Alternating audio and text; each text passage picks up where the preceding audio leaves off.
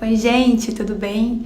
Aqui estamos nós, mais uma vez, com o episódio número 8. Quem diria, já estamos na 8ª semana deste propósito que eu fiz de falar sobre a minha espera pelo casamento em Deus.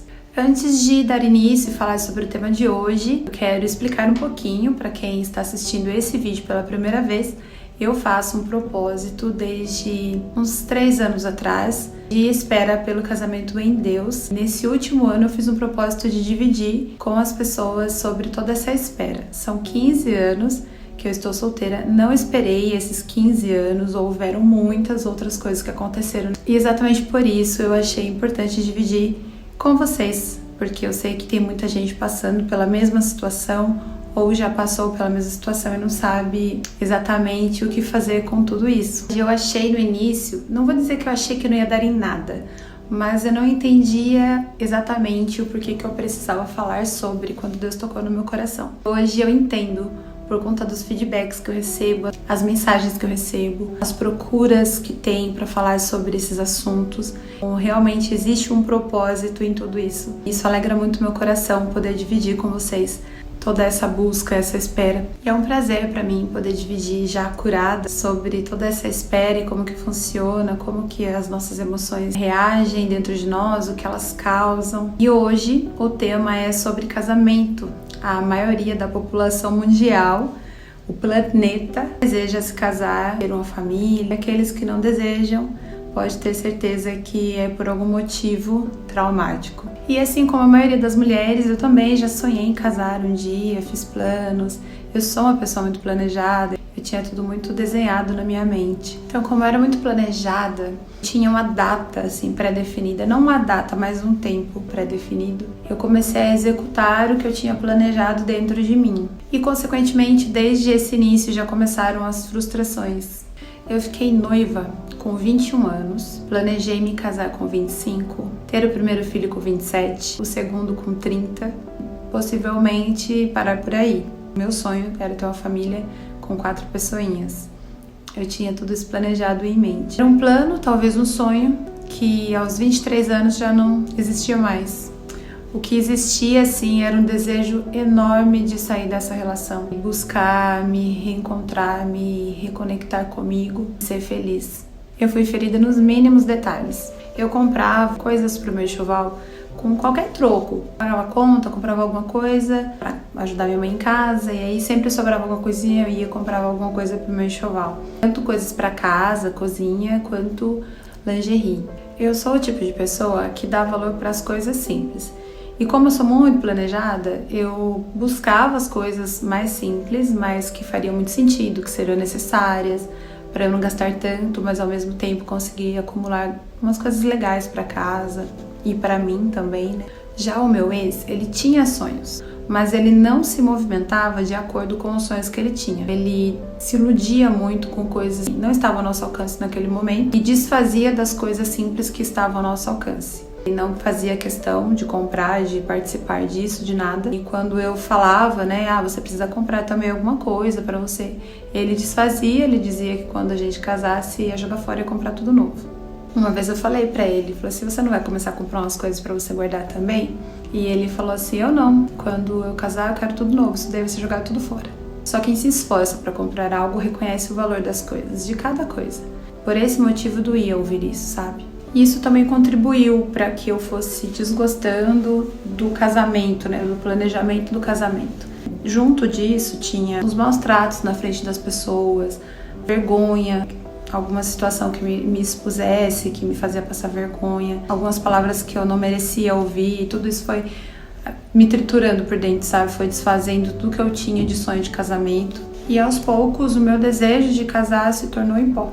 Quando eu saí desse relacionamento, eu já não queria mais casar, na verdade eu não queria estar com ninguém. Eu saí desacreditada mesmo. Em contrapartida, eu olhava à minha volta e muitos casais estavam se desfazendo. Muitos amigos passaram por essa situação também de casamento desfeito. E por muitas vezes eu via uns amigos me falando de casamento, reclamavam do seu casamento, e aí eu pensava, qual que é a chance de eu querer casar, né? Se a pessoa quer que eu case, mas tá vivendo uma situação infeliz, tá me desejando mesmo. É óbvio que eu não ia querer, né? Durante o período que eu fiquei afastada da igreja, eu vi muitas famílias que vivem de status, de aparência, até hoje. Não existe um amor verdadeiro ali, não existe uma comunhão, não existe uma cumplicidade, lealdade, fidelidade. Existe apenas status.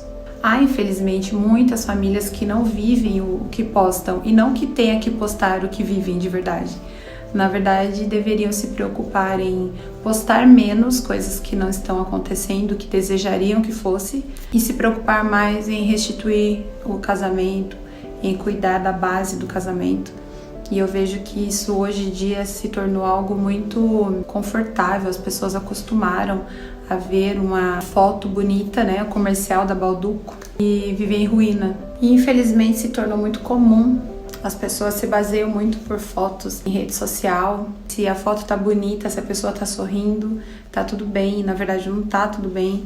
E a pessoa se preocupa só em mostrar isso e o casamento tá cada vez indo por água abaixo.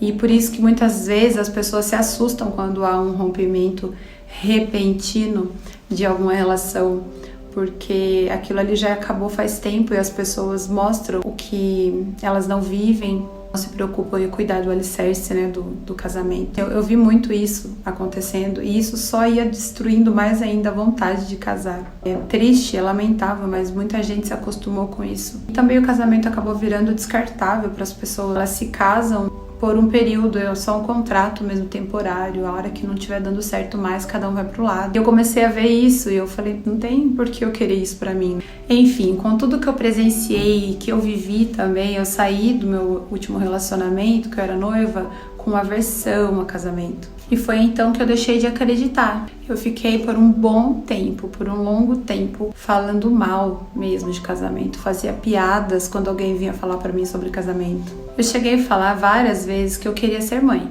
E independente se eu estava casada ou não, eu queria ser mãe. Que não me importava o casamento, mas eu queria ser mãe. Eu falava que eu tinha o sonho de ser mãe e eu queria realizar, eu ia realizar, mas eu não tinha o sonho de casar. Eu sei que muita gente hoje vai falar, mas você pode fazer isso. Você não tem que seguir um padrão, você não tem que seguir uma tradição. E claramente eu estava ferida e amargurada e por isso falava certas palavras. A geração atual vai dizer que qual o problema nisso? Eu te respondo, o problema nisso é que esse pensamento é egoísta. A pessoa que está pensando isso, ela está pensando em si própria, ela não está pensando na criança que virá, como essa criança vai reagir à ausência paterna. Para começo de conversa, você que pensa assim, não está pensando na liberdade do seu corpo, nas suas decisões. Tem a ver com suas emoções. Provavelmente pensa assim por algum motivo traumático. É bem provável que seja a ausência paterna, que foi exatamente o que aconteceu comigo. Em segundo lugar, nós não temos o direito de decidir por uma criança que ela deverá lidar com a sua ausência paterna durante todo o período da sua infância, adolescência, juventude, até se tornar um adulto com seus traumas e aprender a lidar com isso, para suprir um pensamento egoísta seu. E se a sua fala para rebater o que eu estou dizendo for: ah, mas ela não precisa de um pai, provavelmente é porque você sofreu a ausência de um. Então busque a sua cura e não condene uma criança a viver da dor que te feriu por tanto tempo.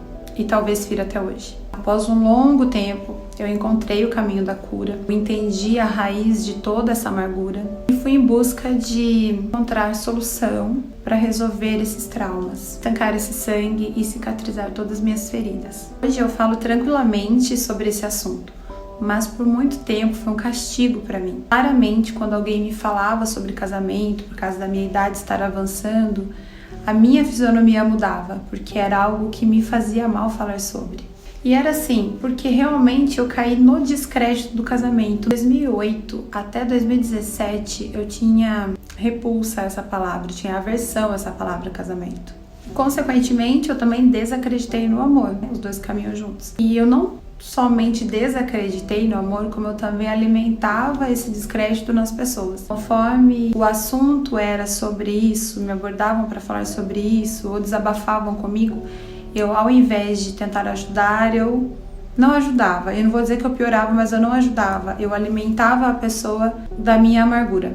Ou seja, eu estava ferida Automaticamente, se a pessoa estava ferida, eu fazia com que ela continuasse ferida, alimentava um pouco mais ainda a minha amargura do casamento, não ajudava a pessoa a solucionar o problema dela. E se a gente fala do que o coração tá cheio, você imagina o que saía da minha boca.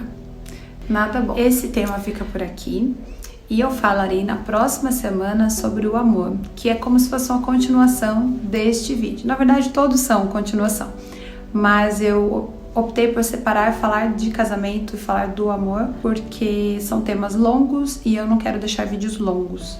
Eu encontro vocês no próximo vídeo, onde o tema será Amor, ele existe? Ou será que nós temos esse nome?